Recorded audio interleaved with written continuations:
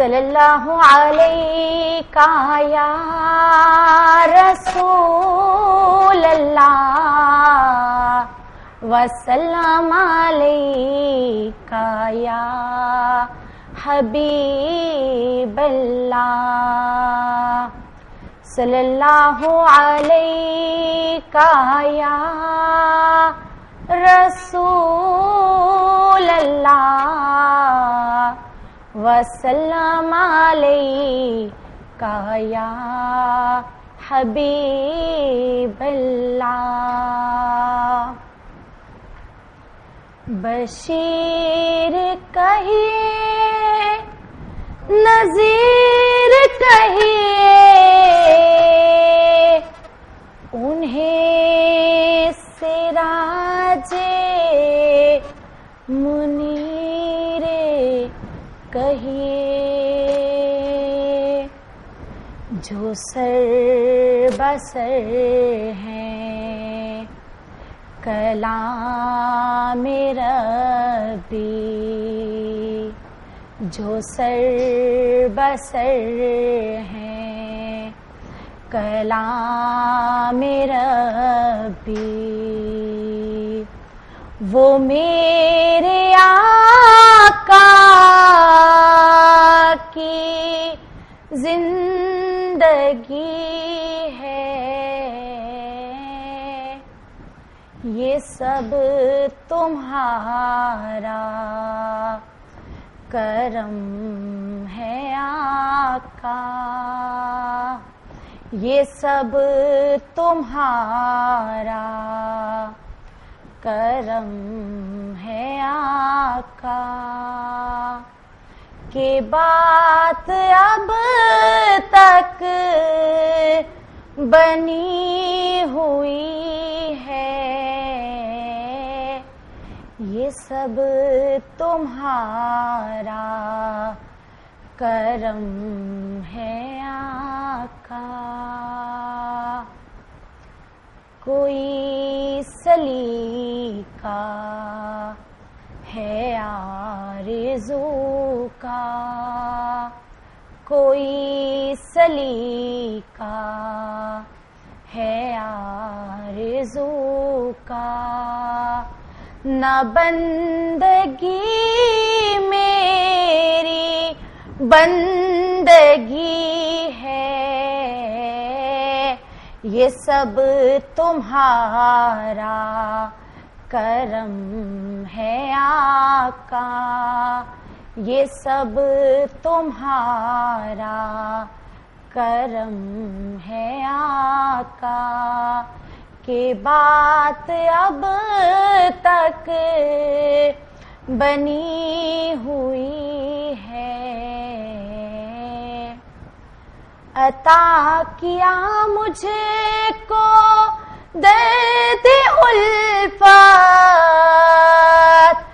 کہاں تھی یہ پر خطا کی قسمت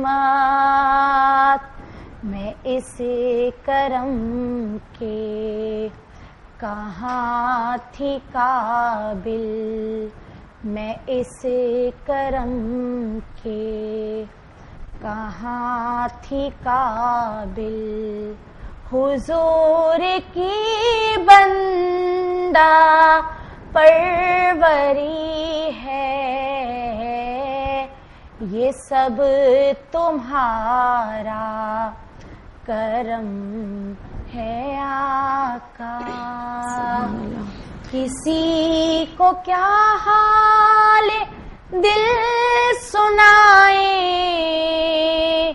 کسی کو راز دا کیوں بنائے تم ہی سے مانگا تم ہی دو گے تم ہی سے مانگا تم ہی سے دو گے تمہارے در سے ہی تو لو لگی ہے یہ سب تمہارا کرم ہے آقا. السلام علیکم ناظرین، محرم الحرام کے خصوصی پروگرام کے ساتھ میں ہوں آپ کی ہوسٹ صالح نورین. ناظرین، آج یوم عاشورہ ہے. عاشورہ کا ورڈ سنتے ہی ہمارا دل جو ہے وہ لرز اٹھتا ہے. ہمیں وہ ساری چیزیں، ساری واقعات یاد آ جاتے ہیں جو بھی کربلا میں ہوئے تھے. میدان کربلا میں کس طرح سے ہمارے پیارے حبیب پاک احمد مجتبیٰ محمد مصطفیٰ صلی اللہ تعالیٰ علیہ وآلہ وسلم کا گھرانہ، اہل بیت اور نواسۂ رسول حضرت امام حسین رضی اللہ تعالیٰ عنہ نے اسلام کو بچانے کی خاطر اسلام کو بچایا ہے، کس طرح سے انہوں نے اپنی جانوں کا نذرانہ پیش کیا ہے. تو یہ ساری چیزیں ہمیں تو ظاہر سی بات ہے وہ سب کچھ پتہ ہی ہے، بٹ اس کے ساتھ ساتھ جو ہماری اسلامک اسکالر ہمارے ساتھ موجود ہیں سیدہ قمر النساء شاہ، ہم ان سے یہ جاننے کی کوشش کریں گے کہ آج کے دن کی کیا فضیلت ہے. السلام علیکم. نحمدہ ونصلی علی رسول الکریم. الصلاۃ والسلام علیک یا رسول اللہ صلی اللہ علیہ وسلم. محرم الحرام اللہ تعالیٰ نے 4 مہینوں کو حرمت والے قرار دیے، اس میں سے ایک مہینہ ہے اور یہ اللہ تعالیٰ کا مہینہ ہے. پیغمبر صلی اللہ علیہ وسلم نے فرمایا کہ محرم اللہ کا مہینہ ہے. اس میں عاشورے کا ایک دن یعنی 10 محرم الحرام بہت عظمت والا ہے. عاشورے کی فضیلت کی وجہ یہ ہے کہ اسلام سے پہلے ہی اس میں کئی بڑے بڑے واقعات ہوئے جس کی فضیلت اس کی ہمیشہ برقرار رہے گی، اور اسلام کے بعد جو واقعہ ہوا وہ تو تا قیامت تک عاشورے کو زندہ و قائم و دائم رکھے گا.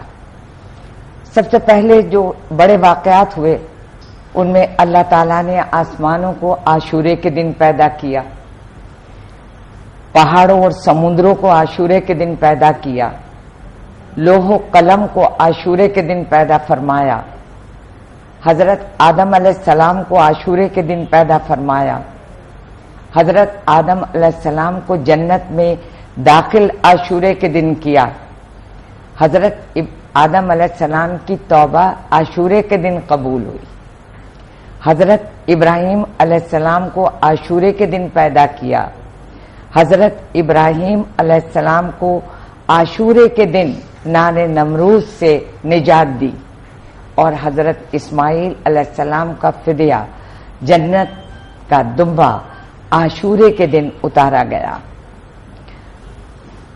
فرعون کو عاشورے کے دن غرق کیا گیا اور موسیٰ علیہ السلام اور یہودیوں کو اس کے ظلم سے نجات دی گئی.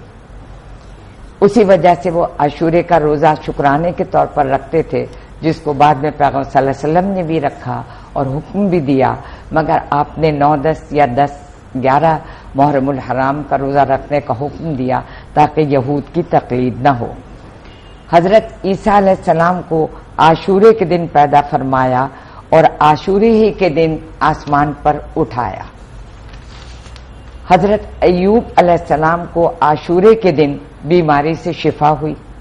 حضرت سلیمان علیہ السلام کو عاشورے کے روز سلطنت عطا ہوئی. اللہ تعالیٰ نے پہلی بارش عاشورے کے دن برسائی، یعنی پہلی رحمت عاشورے کے روز برسائی گئی 10 محرم. حضرت نوح علیہ السلام کی کشتی طوفان سے بچ کر عاشورے کے دن جودی نامی پہاڑ پر ٹھہری. حضرت یوسف علیہ السلام کو قید سے رہائی عاشورے کے دن ہوئی.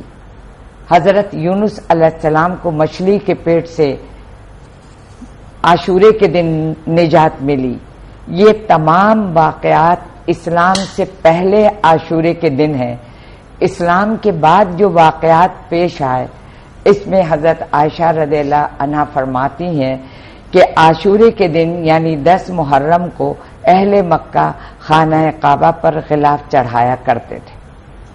پہلی محرم خلیفہ دوم حضور اکرم صلی اللہ علیہ وسلم کے سسر اور صحابہ رسول حضرت عمر فاروق رضی اللہ عنہ کی شہادت ہوئی.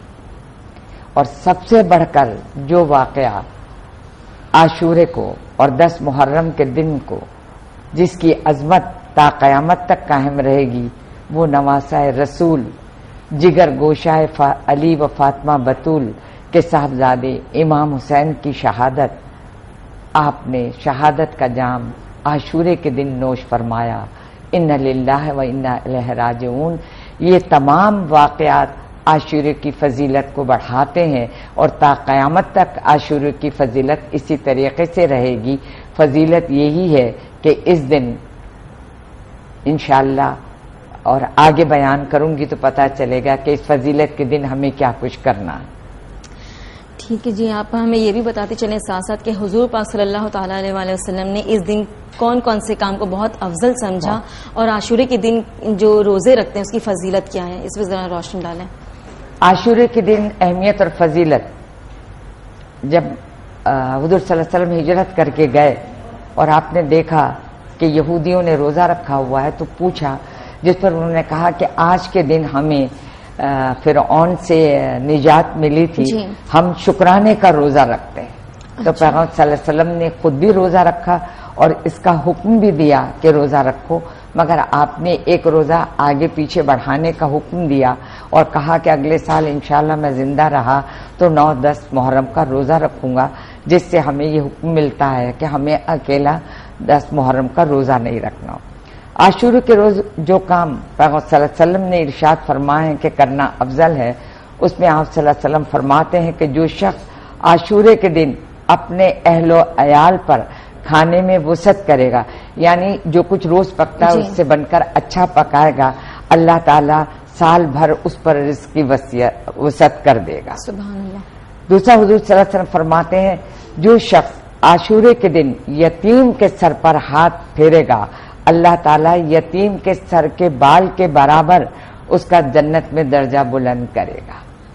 خصوصی طور پر عاشورے کے دن یہ کام ہمیں کرنا ہے کیونکہ ہمارے نبی نے فرمایا. جی. حضور فرماتے ہیں جو شخص عاشورے کے دن آنکھوں میں سرما لگائے گا اس کی آنکھوں کی روشنی انشاءاللہ قائم رہے گی اور اللہ تعالیٰ اس کی آنکھیں دکھنے نہیں دے گا.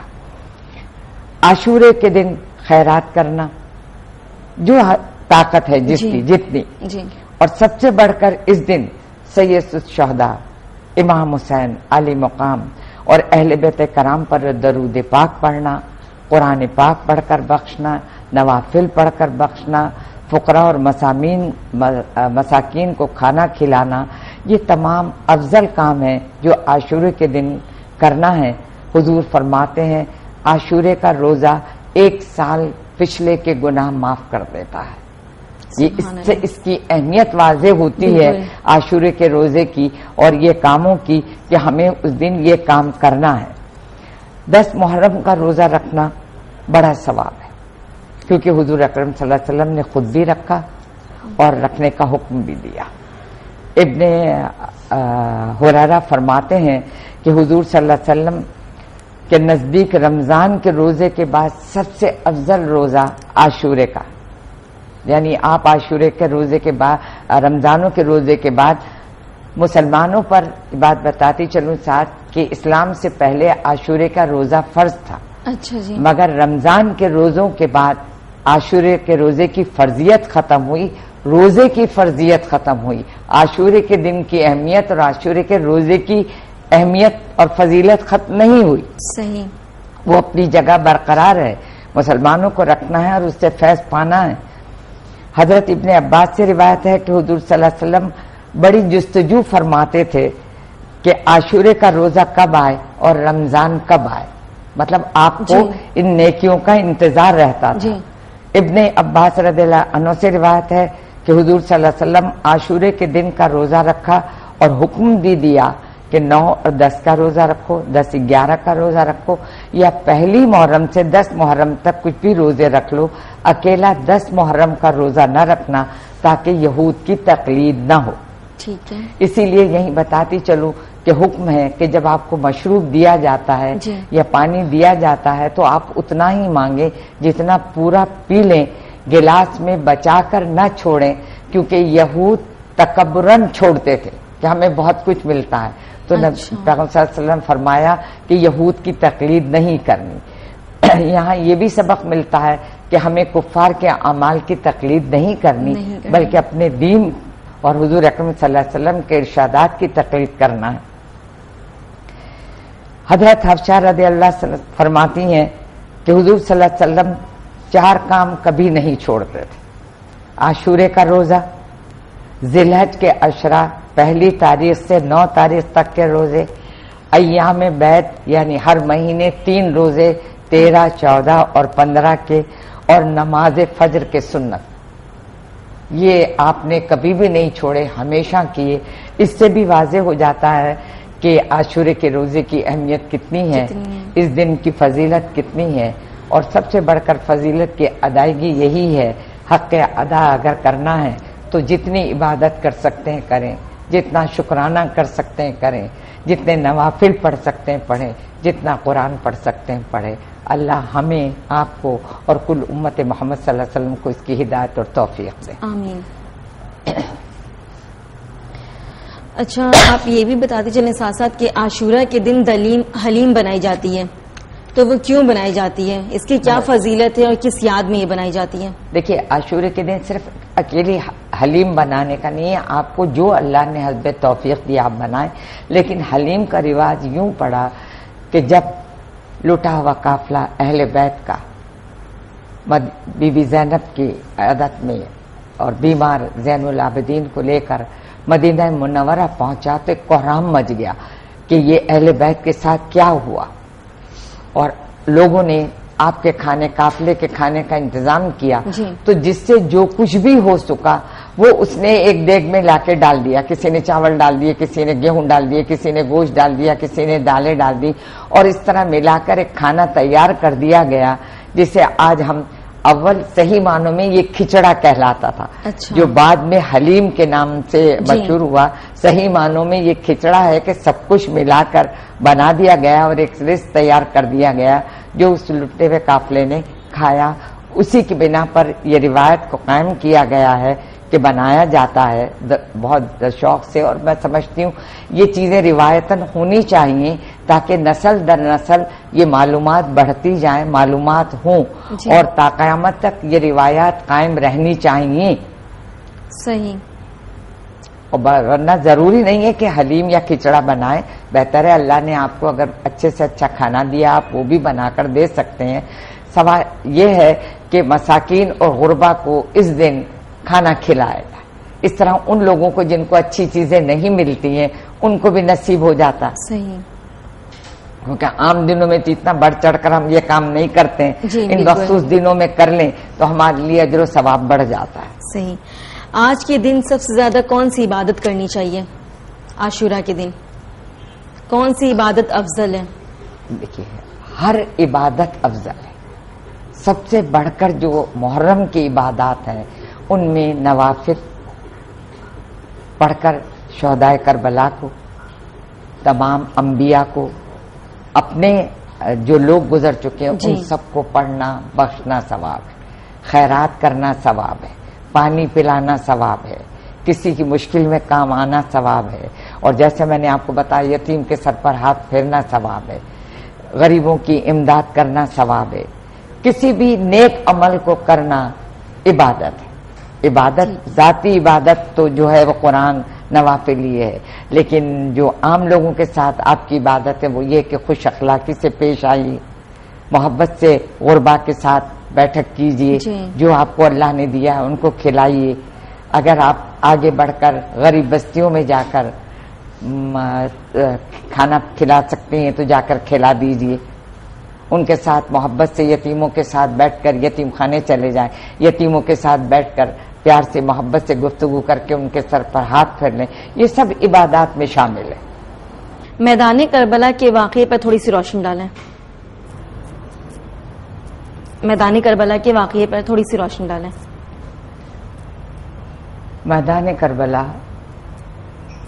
आशूरे के दिन और कफाश आया, लेकिन मुहर्रम से शुरू से था कि जब अमीर माविया का इंतकाल हुआ, यजीद ने हुकूमत संभाली तो उसने शख्सी हुकूमत कायम कर दी, आमरियत कायम कर दी। वो जाबिर व फासिक था, सुन्नत रसूल की पैरवी नहीं, दीन इस्लाम की पैरवी नहीं थी। उसने हुकूमत पर आते ही मदीना मुनव्वरा के गवर्नर को खत लिखा कि इमाम हुसैन को मेरी उसके इतला दो और कहो कि मेरी बैत करें। इमाम हुसैन अलैहिस्सलाम को जो कि नवासे रसूल थे, हजरत अली के जिगर गोशे थे, انہوں نے جس طریقے سے زندگی گزاری تھی، جب ان کو معلوم تھا کہ یزید فاسق و فاجر ہیں تو آپ نے بیعت سے انکار کر دیا کہ میں بیعت نہیں کرتا. صحیح.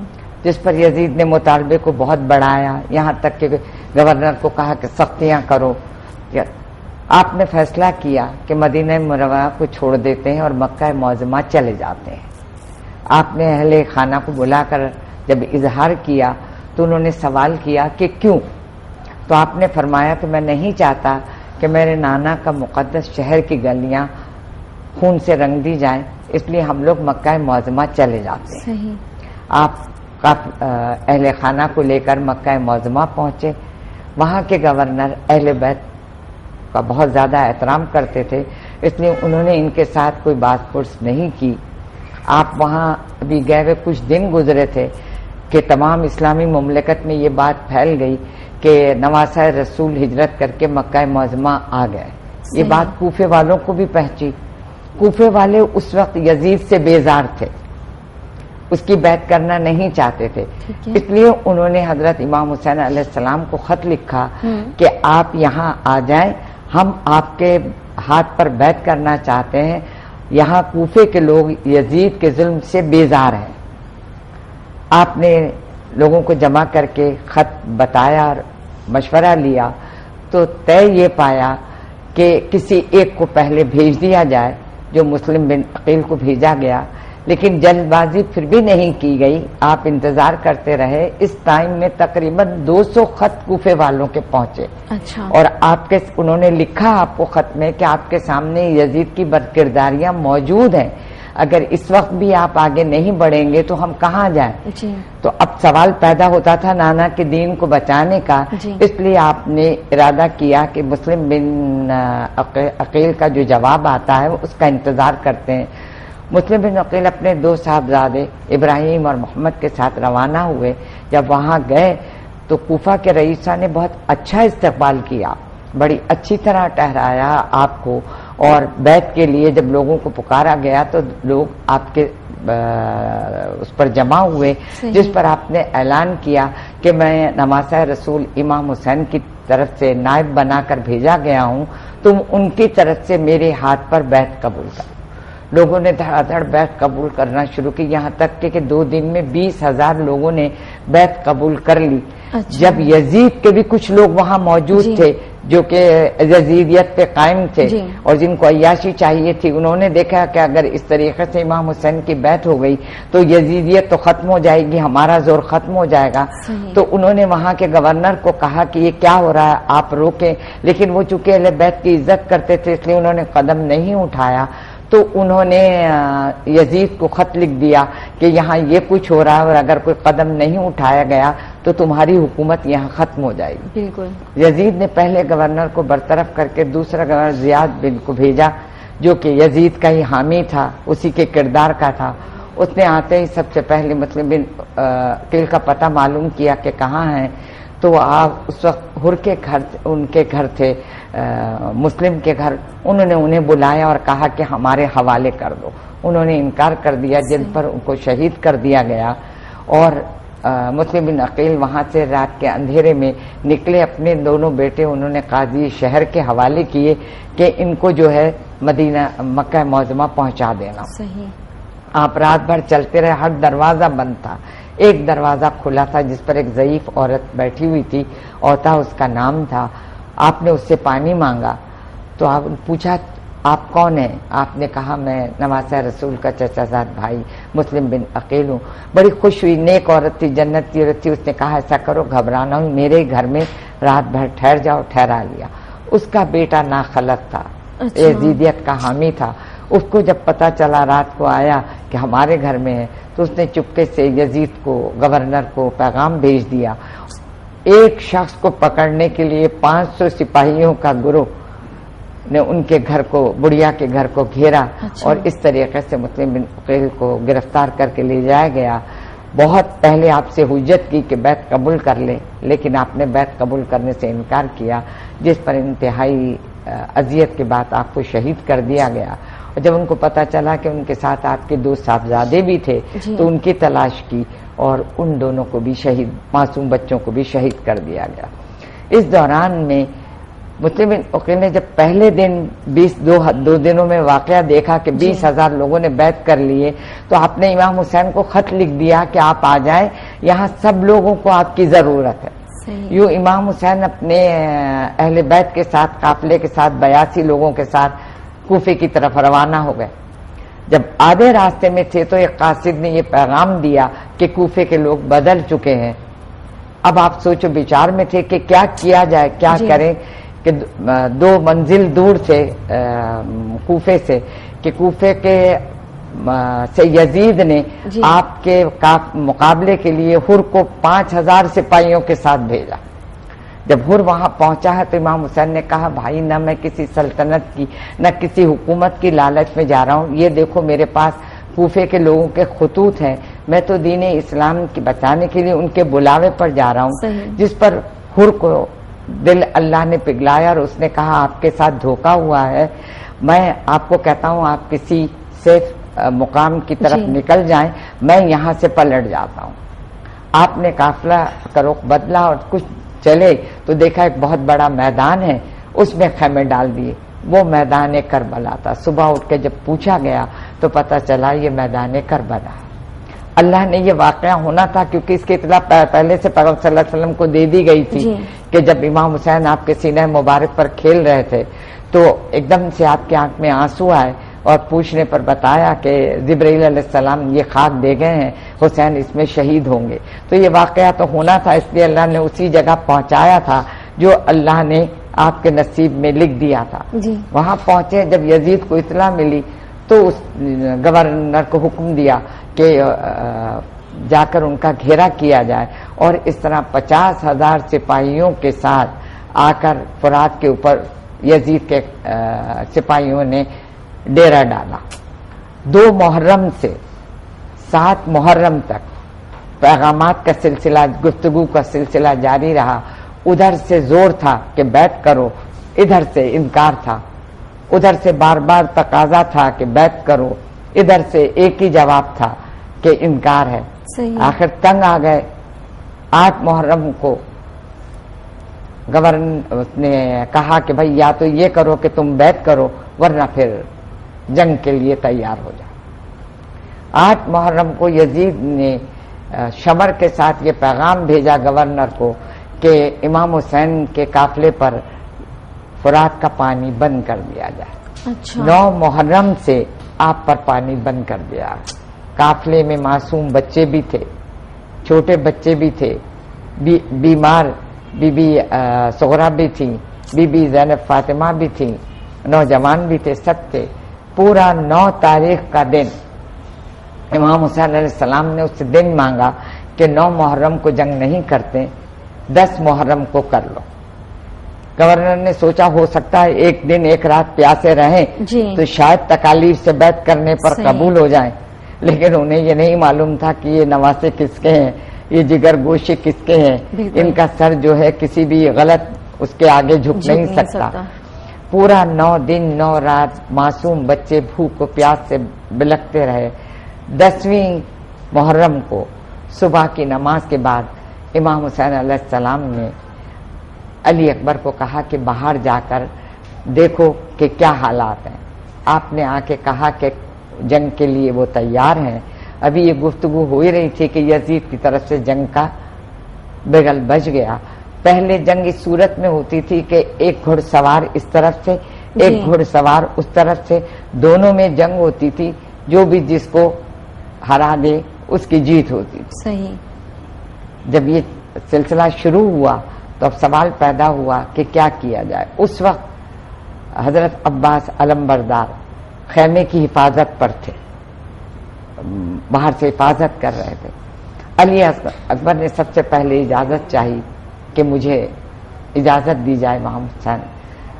بیٹا سوچو، جوان بیٹے کو اجازت دینا باپ کے لیے، لیکن یہاں وہی آتا ہے کہ دین کے لیے سب کچھ قربان، اللہ کے لیے سب کچھ قربان، راضی بر رضا۔ آپ نے اجازت دی، انتہائی بہادری سے لڑے۔ جب کفار نے دیکھا کہ کافی لوگوں کو، گھڑ سواروں کو، تو پھر انہوں نے بے ایمانی کی کہ چاروں طرف سے تیروں کی برسات کی، تو ایک اکیلا اور اس طرح شہادت کا جام نوش فرمایا۔ آپ کے بعد بار بار آتا ہے. اس دوران میں معصوم علی اصغر جو کہ 6 ماہ کے تھے پیاس سے بلبلانے لگے تو عباس علم بردار سے برداشت نہیں ہوا اور آپ نے مشکیزہ اٹھا کے فرات کی طرف بھاگے. امام حسین نے کہا بھی کہ مت جائیے, لیکن آپ نے کہا نہیں, میں معصوموں کو پیاسا نہیں دیکھ سکتا. انہوں نے سوچا ہو سکتا ہے جاؤں ان لوگوں کو رحم آ جائے, لیکن رحم آنے کی بجائے انہوں نے تیروں کی بوچھار کر دی. اور اس طریقے سے جس طریقے سے حضرت عباس شہید ہوئے ہیں کہ پہلے ایک بازو کٹا تو آپ نے دوسرے بازو پہ مشکیزہ رکھ لیا, وہ بازو شہید ہوا تو آپ نے منہ سے مشکیزے کو پکڑ کچھ, لیکن انہوں نے مشکیزے کو بھی تیر سے چھید کیا اور اس طرح شہادت کا جام نوش فرمایا. ہوتے ہوتے تمام اون و محمد بی بی زینب کے دونوں صاحبزادے, جب علی اکبر علی اصغر سب شہید ہوتے چلے گئے تو آپ نے کہا کہ بھائی میں اپنے دونوں بیٹے بھی تم پہ قربان کرنا چاہتی ہوں. یعنی سب نے اپنے اپنے طور پر جان دی کہ امام حسین بچ جائیں گے تو دین قائم رہ جائے گا کہ آپ کی, لیکن اللہ کو منظور تھی ان کی شہادت. اور میں سمجھتی ہوں وہ اس لیے بھی منظور تھی کہ اگر ہم غور کریں تو تمام انبیاء کو جو معجزات اللہ تعالیٰ نے ایک ایک کر عطا کیے تھے حضور اکرم صلی اللہ علیہ وسلم کی ذات مبارک میں سب یکجا کر دیے تھے. صرف شہادت ایسی چیز تھی جو کہ حضور کے خاندان میں نہیں تھی, تو اللہ نے نبی کے نواسے کو شہادت دلا کر یہ مرتبہ بھی جو ہے وہ حضور صلی اللہ علیہ وسلم کے خاندان کو دے دیا. صحیح. اور اس کے بعد جو ہے اون و محمد بھی بہادری سے لڑتے ہوئے شہادت کا جام نوش فرمایا. تصور میں اگر لائیں تو سوچو کہ ایک ماں کے سامنے 2 بچوں کے لاشیں آئیں, وہ ماں پہ کیا گزر رہی ہوگی. لیکن صبر کا دامن تھا. آخر میں امام حسین علیہ السلام کی باری آئی. تقریباً شام کا وقت ہو چکا تھا مغرب کا. آپ نے بہن سے اجازت لی. بہن نے یقیناً کس دل سے اجازت دی ہوگی اس کا اظہار کرنا مشکل ہے. سوچو تو دل پر محسوس ہوگا کہ جوان بچوں کی لاشیں, اپنے بیٹوں کی لاشیں, چچا کی لاش, سب کو دیکھتے ہوئے ایک اکیلے بھائی کو بھی روانہ کرنا. آپ زین العابدین بیمار تھے, ان سے ملے اور رخصت ہوئے. میدان جنگ میں پہنچے. علی کے لال تھے, شیر خدا کے لال تھے, انتہائی بہادری سے لڑے. کئی ایک کو نار جہنم کیا, لیکن انہوں نے جب دیکھا کہ پلڑا بھاری ہو رہا ہے تو پھر وہی غلط حرکت کی کہ نیزوں کی بوچھار کی. ایک نیزہ آپ کے پیشانہ مبارک پر لگا جس کی وجہ سے آپ گھوڑے سے گر پڑے. اس وقت اذان مغرب کا وقت قریب تھا. شمرین آیا اور اس نے آپ کے سینے پر مبارک پر اپنا پیر رکھا تو آپ نے کہا مجھے سجدہ کر لینے دو, وضو تو میرے خون سے ہو چکا ہے. آپ نے سجدے میں سر جھکایا اور ملعون نے آپ کا سر تن سے جدا کیا اور نیزے پہ لے کے گھمایا. اس کے بعد قافلے کو گرفتار کر کے یزید کے دربار میں پیش کیا. جو اذیتیں وہاں انہیں بھی دینی تھی دی گئیں کہ بیعت کی جائے, لیکن بی بی زینب بھی لوٹے ہوئے قافلے کے ساتھ اپنی بات پر اڑی رہی کہ جب حسین نے شہادت قبول کی تو یہ بیعت ہونے کا سوال آ ہی نہیں سکتا. جب اس کے مظالم حد سے زیادہ بڑھے تو شام کے لوگوں کو برا لگا. انہوں نے کہا یہ غلط ہو رہا ہے, معصوم بچوں کے ساتھ, عورتوں کے ساتھ. وہ یزید کے خلاف ہوئے. یزید نے سوچا شام کے لوگ اگر باغی ہوئے تو مشکل ہو جائے گی, اس لیے اس نے اس الٹے ہوئے قافلے کو جو ہے امام حسین کے سر کو نیزے پہ چڑھا کر مدینہ منورہ کی طرف روانہ کیا. صحیح. اور 10 محرم کے بعد یہ قافلہ صعوبت راستے کی اٹھاتا ہوا مدینہ پاک پہنچا جس میں بی بی زینب تھی. اس وقت وہی ایک تھی کیونکہ حضرت زین العابدین بیمار تھے, چھوٹی معصوم بچی صغرا بیمار تھی. سب کو لیتے ہوئے, بھائی کی نشانی کو لیتے ہوئے مدینہ منورہ پہنچی ہیں. مدینہ منورہ میں بھی ایک کوہرام مچ گیا قافلے کو دیکھ کر کہ یہ اہل بیت کے خاندان کے ساتھ کیا کیا یزید نے. سب نے آپ کو گلے لگایا. مدینہ منورہ پہنچ کر تو یقیناً صبر کا دامان ہاتھ سے چھوٹا ہوگا کیونکہ نانا کا مزار وہیں تھا, حضرت علی کا مزار مبارک وہیں, بی بی فاطمہ تو زہرا کا مزار مبارک وہیں, بی بی زینب یقیناً نالہ و فریاد کیا ہوگا، سب کیا. مدینے کے لوگوں نے اب اس قافلے کو کھانے کا انتظام کرنا تھا، جو میں پہلے بھی بتا چکی ہوں کہ سب نے سب کچھ ڈالا اور اس طریقے سے کھچڑا پکا کر ان کو، اور وہیں پر یہ قافلہ رہا. اور اس کے بعد سے آل رسول زین العابدین کے نسل سے چلی اور تا قیامت تک رہے انشاءاللہ. اور مختصراً ایک چھوٹا سا نوحہ ہے جو تمہیں سناتی ہوں بی بی زینب کا، جس سے اس کے اوپر کافی وضاحت ہو جائے گی. کہ زینب نے کہا لاشائے شبیر پر رو کر، زینب نے کہا لاشائے شبیر پر رو کر، ہم لٹ گئے ویران ہوا آج ہمارا گھر، ہم لٹ گئے ویران ہوا آج ہمارا گھر. پردیس میں تم چھوڑ چلے بھائی حسین، پردیس میں تم چھوڑ چلے بھائی حسین، اور ساتھ لے گئے اکبر و علی اصغر. اے بھائی یتیم قافلہ سب ہو گیا دیکھو، اے بھائی یتیم قافلہ ہو گیا سب دیکھو. یہ کیسی مصیبت کا داغ ہوا دل پر، یہ کیسی مصیبت کا داغ ہوا دل پر. روتی ہے تمہاری پیاری بہن سکینہ اے برادر، روتی ہے تمہاری پیاری بہن سکینہ اے برادر. عباس نہیں ملتے، اکبر نہیں ملتے، یہ ظلم کیسا کیا ہے، علی اصغر کو پانی بھی نہیں دیا ہے. یہ ظلم کیسا کیا ہے، علی اصغر کو پانی بھی نہیں دیا ہے. فریاد کرتی تھی بی بی زینب رو رو کر کربلا میں لاشائے حسین پر. اے حسین رحمت للعالمین کے نواسے، شیر خدا کے لاڈلے، فاطمہ کے آنکھوں کے تارے. اے شہید کربلا، اے شہید کربلا، اے بھائی امام حسین.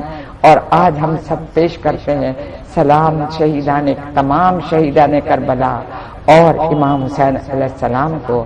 اللہ ہماری طرف سے اس درود و سلام کو قبول فرمائے. آمین آمین. جی ناظرین، دیکھا آپ نے اسلامک اسکالر جو ہمارے ساتھ موجود ہیں، سیدہ قمر النساء شاہ کتنی اچھی باتیں بتا رہی ہیں ہمیں عاشورہ کے دن میں ہمیں کس طرح کی عبادت کرنی چاہیے اور میدان کربلا میں کیا کیا کچھ ہوا ہے، وہ ساری چیزیں ہمیں بتا رہی ہیں. ساتھ ساتھ جو ہماری نعت خواہ موجود ہیں ہمارے ساتھ مصباح عباسی، ان سے میں یہ کہوں گی کہ وہ ایک نعت سناتی چاہیں. روک لیتی ہے آپ کی نسبت تیرے جتنے بھی ہم پہ چلتے ہیں. روک لیتی ہے آپ کی نسبت تیرے جتنے بھی ہم پہ چلتے ہیں. یہ کرم ہے حضور کا ہم پر، یہ کرم ہے حضور کا ہم پر. آنے والے عذاب ٹلتے ہیں، آنے والے عذاب ٹلتے ہیں. وہی بھرتے ہیں جھولیاں سب کی، وہ سمجھتے ہیں بولیاں سب کی. وہی بھرتے ہیں جھولیاں سب کی، وہ سمجھتے ہیں بولیاں سب کی. آہو بازار، آہو بازار مصطفیٰ کو چلے، کھوٹے سے وہیں پہ چلتے ہیں. اپنی اوقات صرف اتنی ہے، کیا ہے بات صرف اتنی ہے. کل بھی ٹکڑوں پہ ان کے پلتے تھے، کل بھی ٹکڑوں پہ ان کے پلتے تھے، آج بھی ٹکڑوں پہ ان کے پلتے ہیں۔ یہ کرم ہے حضور